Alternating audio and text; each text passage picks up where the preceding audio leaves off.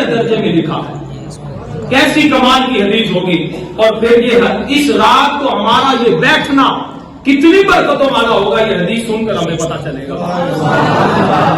ام المومنین سیدتنا عائشہ صدیقہ رضی اللہ تعالی عنہا فرماتی ہیں ایک رات نبی پاک صلی اللہ علیہ وسلم کو میں نے اپنے پاس نہ پایا تو میں نے گھبرا کر باہر نکلی تو سرکار دو جہاں صلی اللہ علیہ وسلم کو جنت البقیع میں پایا.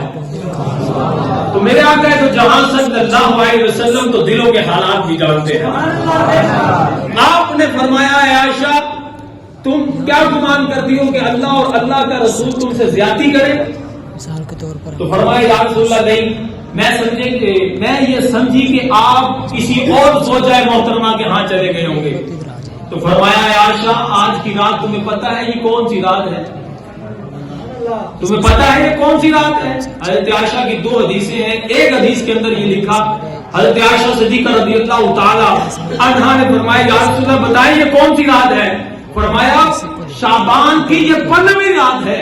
اس 15ویں شب برات میں اللہ رب العزت آئندہ سال پیدا ہونے والے لوگوں کے نام لکھ دیتا ہے، اور خالی ان کے نام نہیں لکھتا جن کا پتہ کٹا جاتا ہے، یعنی جنہوں نے مرنا ہوتا ہے آئندہ سال ان کے بھی نام لکھ دیے جاتے ہیں. اور ساتھ ان لوگوں کے نامہ اعمال رب کے حضور پیش کیے جاتے ہیں.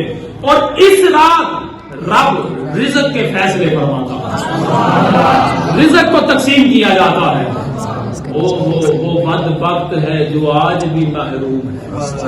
ہم پہ لطف خدا آج کی رات ہے، یہ آج نازک رات ہے، آج رات فیصلے کیے جانے کس نے آئندہ سال زندہ رہنا. علماء شارحین نے یہاں پر لکھا بعض لوگ ایسے ہیں کہ جن کے کفن بازاروں میں آ چکے، وہ گھر کی تعمیروں کے چکر میں پڑے ہوئے ہیں، بیٹوں کی شادیوں میں لگے ہوئے ہیں اور اپنے سلسلہ شادی کے شادیانے بجانے میں لگے ہوئے ہیں.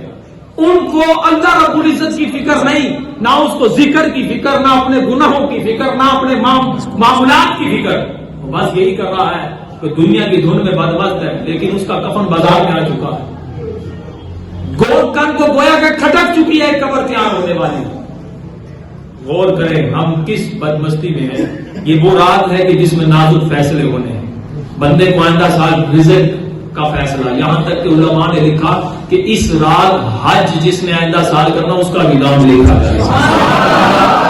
کاش کا آئندہ سال ہم حج کرنے والوں گے، اسی سال حج کرنے والوں گے.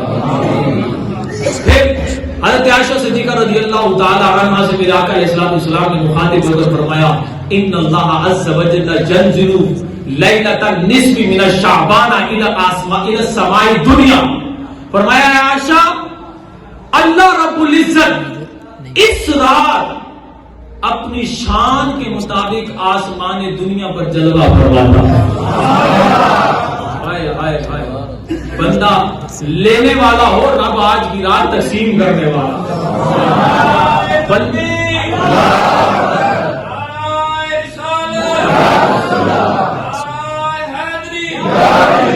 پھر کس کے فیصلے؟ آگے حدیث کے الفاظ ہیں جب فروغ اکثر عدد شعری غنم القلب.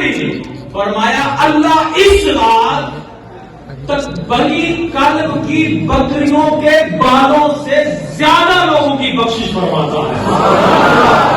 اللہ اپنے سر کے بال نہیں گن سکتا، بکری کے بال. اور پھر بکری کون سی؟ فرمایا شارحین نے بنی قلب عرب میں قبیلہ تھا، وہ اس قدر بکریاں پالتا تھا کہ ان کے قبیلے کی بکریوں کو گنا نہیں جا سکتا تھا.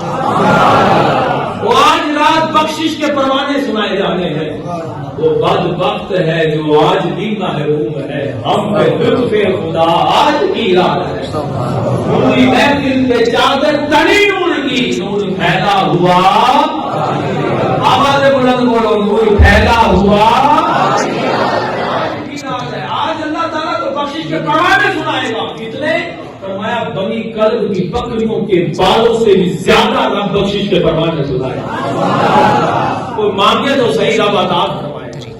اور دیکھو تو صحیح لطف کیسا ہے. خود آسمان دنیا میں اپنی شان کے ساتھ اپنے بندوں کو مخاطب کر کے کہہ رہا ہے کوئی مجھ سے توبہ طلب کرنے والا، اور ہے کوئی مجھ سے رزق طلب کرنے والا؟